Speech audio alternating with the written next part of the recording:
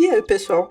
Hoje, no vídeo de hoje, a gente vai entender um pouco mais sobre variáveis e ver como é que elas se comportam dentro de um programa. Além de fazer uma analogia muito importante para vocês entenderem o que é variáveis. Se você está curtindo o canal, compartilhe ele para chegar a mais pessoas, chegar essa informação a mais pessoas e conhecerem o curso e o interesse na área de robótica também. Oi, eu me chamo Daniel e esse é o MacLab.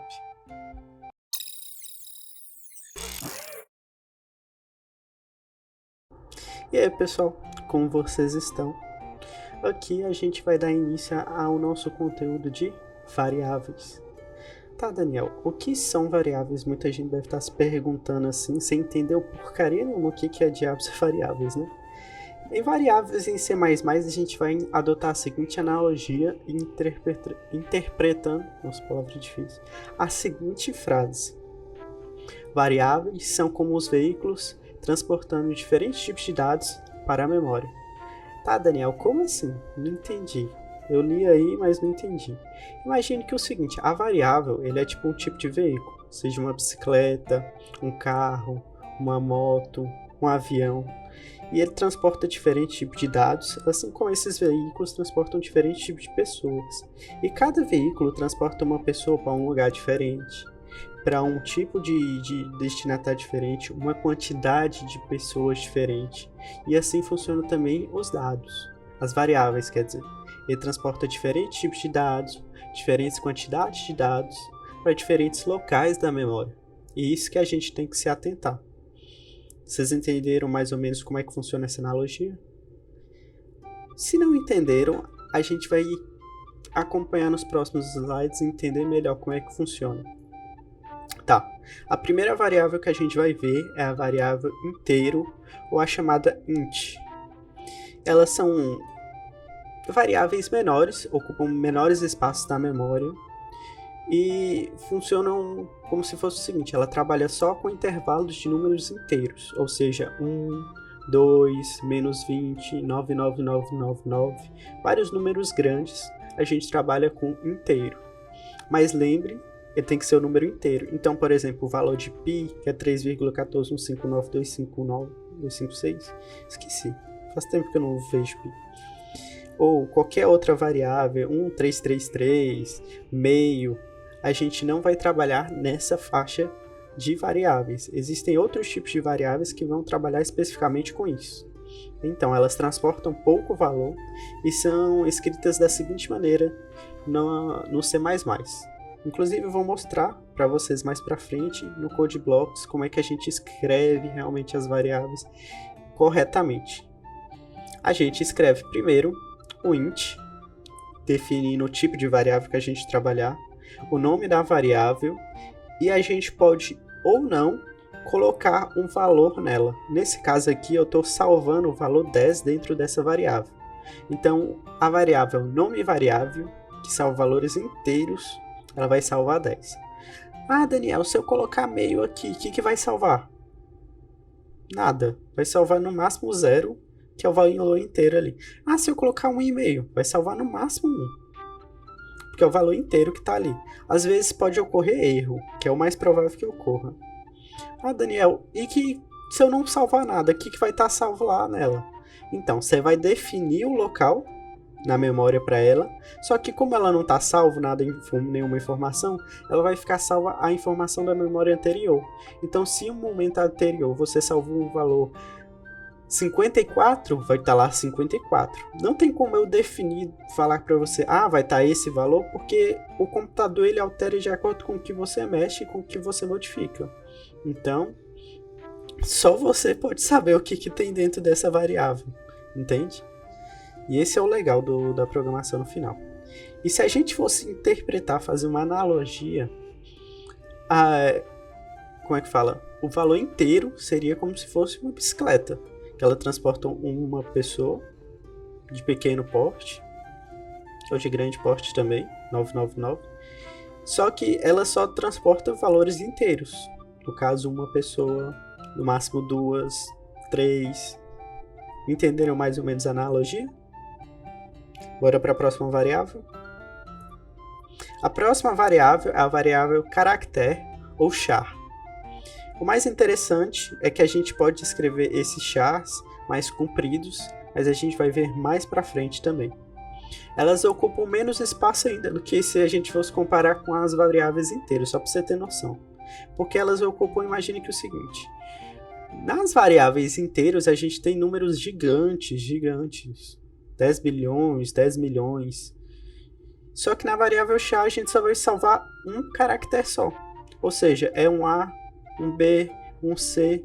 E lembrando, ele pode ser maiúsculo ou minúsculo. Então eles trabalham com esse pequeno espaço de memória. Detalhe importante, quando a gente for escrever char dentro do C++, a gente sempre coloca entre parênteses. Por quê? Porque o parênteses ele indica que não se trata de uma variável e sim de uma escrita. Como o char ele é entendido nessa questão como uma escrita, a gente sempre vai colocar parênteses. Se a gente fosse colocar só o m ali, o que ia acontecer? Ia acontecer o seguinte, a gente pode definir em um outro momento uma variável chamada m. Colocar lá char e em vez de colocar nome de variável, a gente colocar a variável m. Então o que vai salvar no lugar se a gente tivesse o aspas? A variável m. Mais para frente eu vou dar um exemplo exatamente por que isso ocorre e que isso pode acontecer se a gente for escrever isso. A gente vai acompanhar isso no Code Blocks. Próxima variável. Lembrando, a char é uma bicicleta também, só que ela é menorzinha porque ocupa menos espaço. Então seria uma bicicleta de criança. O ponto flutuante já é uma variável bem maior. É de médio porte, a gente pode comparar assim em relação, por exemplo, à variável int ou a variável char, porque é o seguinte, ela ocupa mais espaço na memória e consequentemente consegue salvar valores maiores. Daniel, eu posso salvar valores inteiros dentro da variável ponto flutuante? Posso. Eu posso salvar valores inteiros dentro da variável char? Não posso. A variável char é exclusiva para caracteres. Mas a ponto flutuante você pode salvar valores inteiros. Você pode trabalhar com valores inteiros tanto quanto valores de ponto flutuante. Aí você me pergunta, Daniel, por que eu usaria a variável inteiro então? Aí que tá. Quando a gente está trabalhando com um programa grande, a gente sempre tem que prestar atenção na ocupação da memória dele.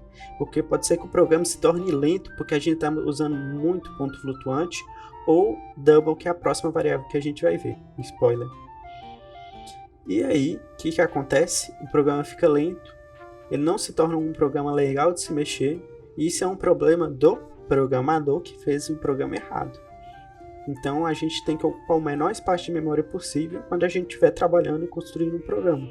Principalmente quando a gente estiver programando na parte do Arduino, porque ele tem um curto espaço de memória que é muito menor em relação ao computador. Então, sempre bom prestar atenção nisso.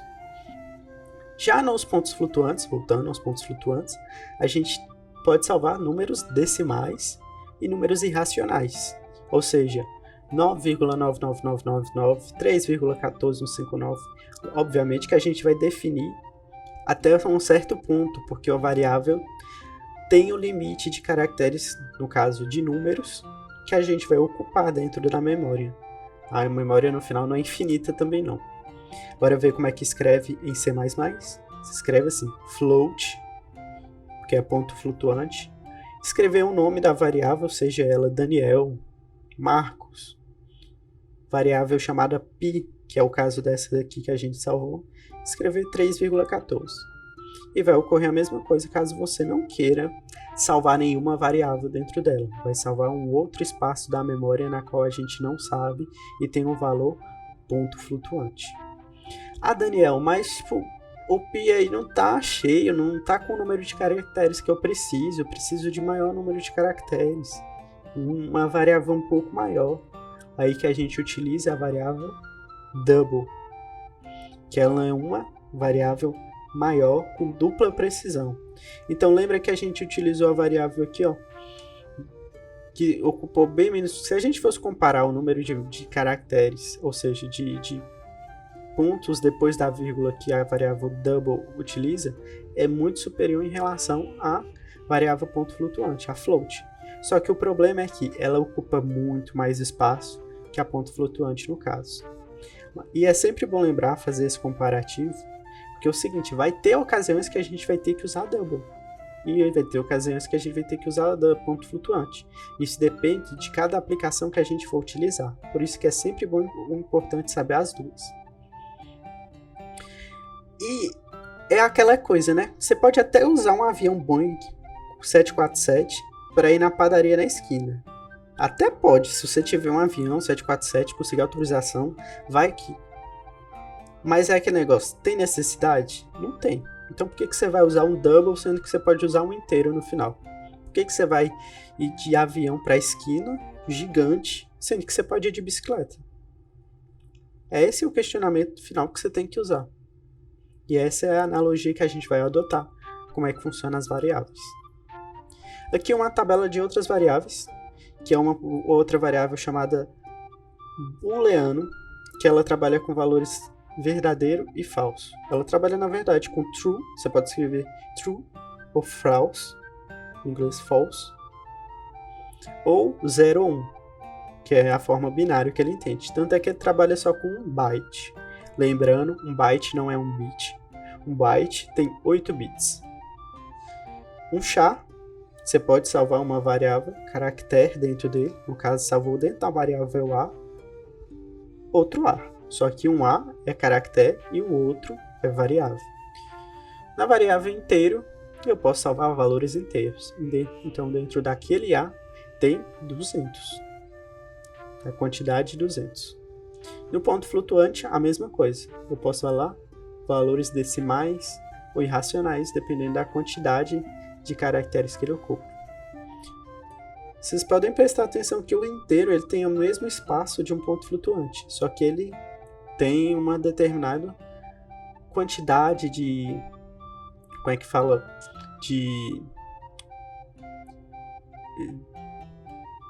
Deu branco.